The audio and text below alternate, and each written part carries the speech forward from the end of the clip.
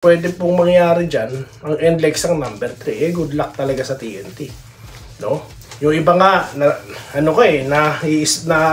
correct me if I'm wrong, baka nagkamali lang ako. Pagbigyan daw. Sagip ka pamilya daw, ay nako.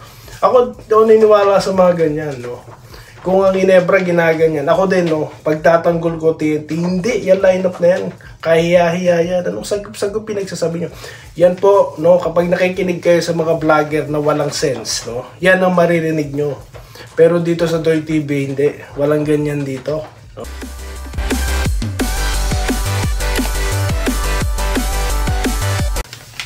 Yo, what's up? Welcome back dito po sa Denrica Doy TV Sports. Well, ang ating pag-uusapan guys ay ito pong TNT, okay, sa kanilang pagkatalo, ang dami na pong vlogger na pinagpiestahan sila. Ang tanong, kaya pa ba nilang mag-Grand Slam? Okay, sagutin natin yan. Sunod, Ginebra po at Rain or Shine, okay? Yan ang, naku po, itutuloy na natin ang talakay natin dyan.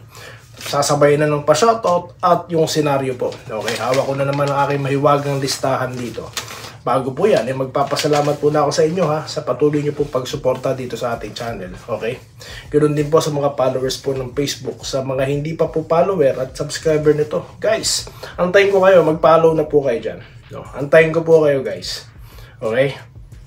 Nakapollow na po ba ang lahat? Simula na tayo.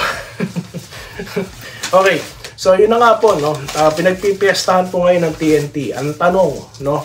Na ibang mga vlogger, kaya pa bang mag-Grand Slam? Kasi nga, they are Grand Slam seeker. Tapos kung ano-ano pang, mayroon pa isang vlogger dyan, no? Kung ano-ano naman ang tinatopic niya, kaya humihina na yung views niya no? Ngayon, ang sagot naman ni Doy TV dyan, bakit ang okay naman ng iba, no? Porket hindi lang nakapasok sa twice to beat advantage, wala nang chance.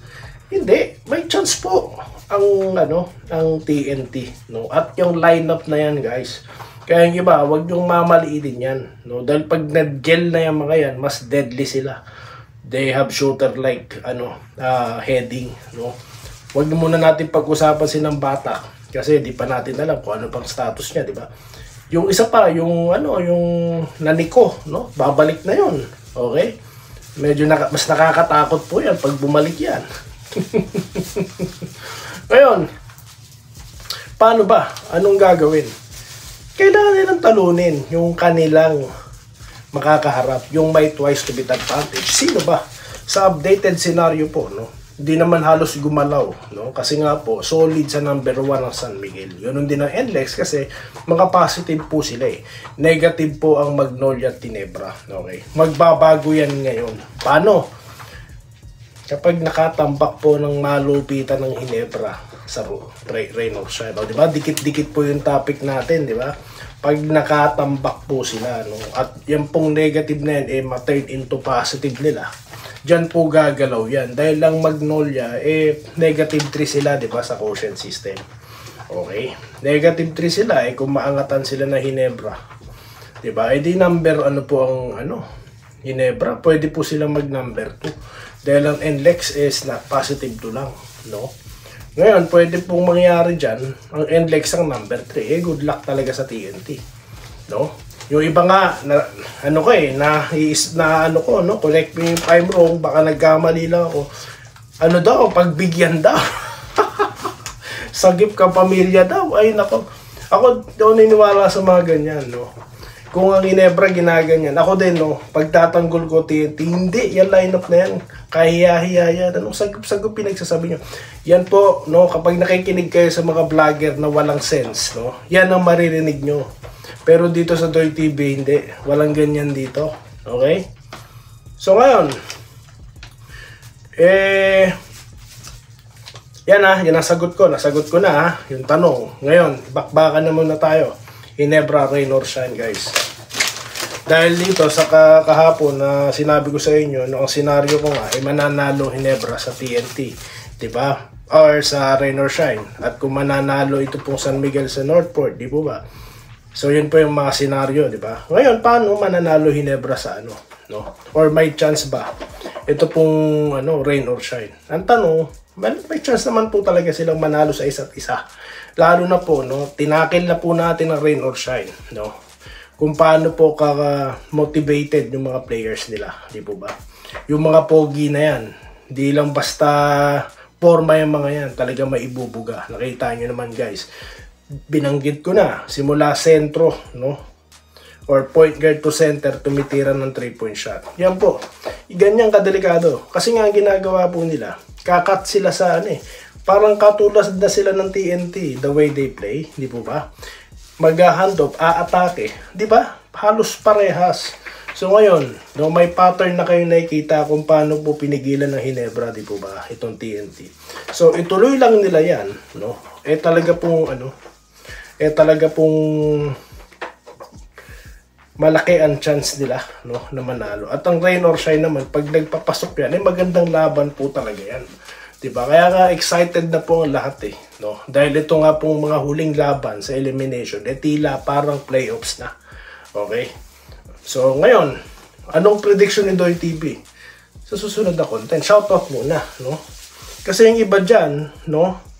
Ang balita ko, nagagalit na daw po yung mga misis.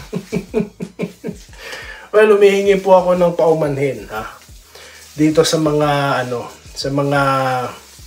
hanapin po natin, no? Sa mga followers po sa Facebook na hindi ko po na shoutout, no? Okay.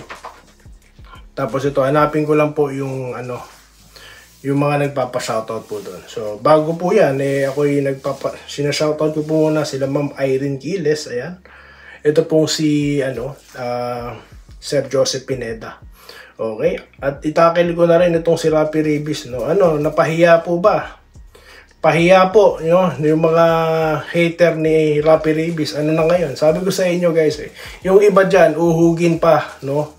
Naglalaro na si Ribis. Tapos yung iba, lalakas pa mag-asar, no? About Ribis. Hindi porket matanda yan, no? Ayan na nga, nakamatanda na nga. Okay, dito tayo ha. Kay Sir Archie Makirang, nag-comment siya dito sa ating Facebook, okay? Facebook shoutout muna tayo. Dahil ako po yung nakapangako, okay?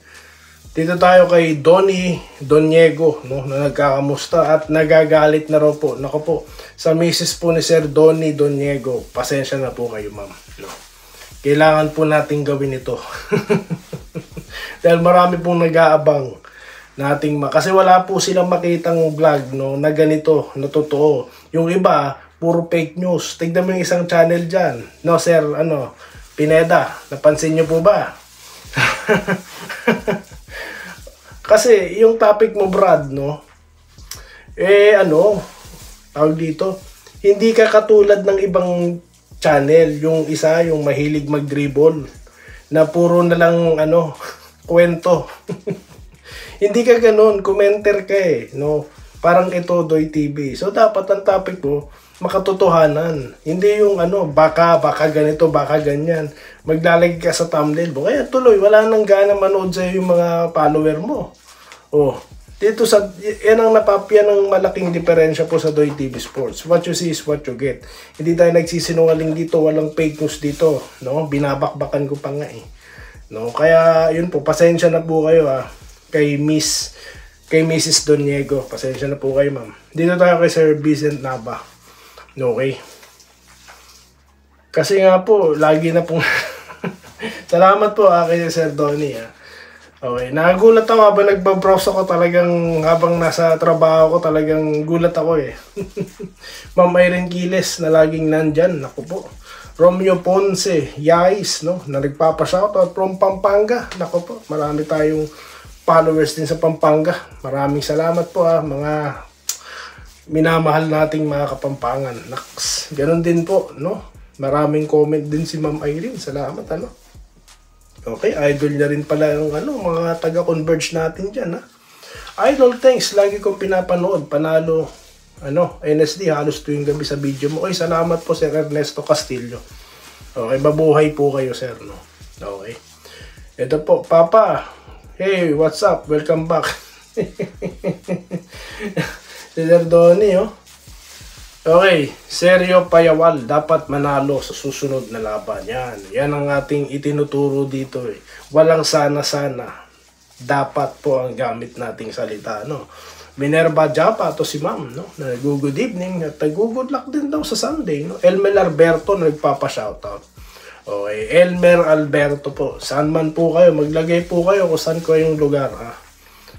Ganon din po kay Sir Josh, no? Pineda. Okay, good morning. Okay. I think dumidiskarte lang NLEX para hindi sila makaharap yung... Ayun na nga, no? Sabi nga ng iba, ano daw, biga. Sasagipin. Patay tayo dyan. No? Ay, nako. Ito pong si Doy TV, no? Lahat po na magsasabi na magbibigayan yan, dalawang yan. Sister team na yan. Kapag sila nagkarap, ako po ang babangga dyan, no? Okay? Kahit pa TNT yan, no? Ipagtatanggol natin ng mga taga-TNT. Dahil hindi ko sasakyan yung mga kababawan na yan na may bigayan dyan. Hindi sasakyan niya na Doy TV, kaya papanggayin yan. Okay? So, ganun tayo rito, patas tayo rito. Ha? Hindi lang basta Hinebra. Dahil gumagastos po no? Itong TNT. Tapos, pagbibigyan? Anong mga kabalbalan yung mga pinagsasabi nyo? No? Itigil nyo yan. No? Kaya nako, yung magpapakalat nyo channel na yan, no? Yari kayo. Nasaan na ba ako? Balik tayo sa YouTube na nagpapa-shoutout. Okay? Kay Ramil Raimundo. Ayan, nagpapa-shoutout. Ang dami pong nagpapa-shoutout. Buhay na buhay ang shoutout dito sa Doy TV. Okay? Dito tayo. Si Sir Joseph Pineda. Ang chance po ng Hinebra ngayon, idol, hindi na lalayo sa top 4 or top 3. Okay? Baka nga po mabot pa ng 2. Dahil ang NLEX is positive 2 lang. Kung makatambak po, kung makatikim po ang mga pogi ng malupitang tambakol sa linggo. Hindi lang. Okay? Ito po si Batang Probinsya, 22. Okay, yun na nagte-thank you. Welcome po at maraming salamat din po, no? Bago po nating follower. Kalabaw lang daw ang tumatanda. Ayun nga, Rapi Ribis, nakita nyo yun. Diba? Yun po yung sinasabi ko No, nung tinapik ko yan, no, hanapin ko, papakita ko sa inyo, ha. Sabi tayong totoo rito. Na pinagtanggol ko yan kasi nga yung ibang mga kamoting commenter dyan, wala naman pong, yun nga, sabi ko nga, tawag dito? Hindi naman kilala yung player, kung ano pinagsasabi. Clodoaldo Prastilla, nag-good PM po, no? Wala na daw pong chance ang mga siga, no? Meron pa po silang chance, no? Pero wala na sa twice to beat. Yan, boss, pabati naman po. Yan po, babatiin ko po, no? Itong si Darnold Vergara. Sabi po ni Sir Errol Vergara. Ayan, kababayan natin. Tsaka po pala, ako po yung magla-live. Ibabalik po natin ang live ni Doy TV. Okay, dahil po napakadami nyo na nagko-comment. Kailangan ko po ng maraming oras. No, ito pong ating time slot, no. Kinukulang na naman po ako ng storage. Nag-upgrade na po ako. Kumuha na po ako ng mas mataas na storage, pero napupuno na naman. Kaya kailangan ko na ulit mag-live.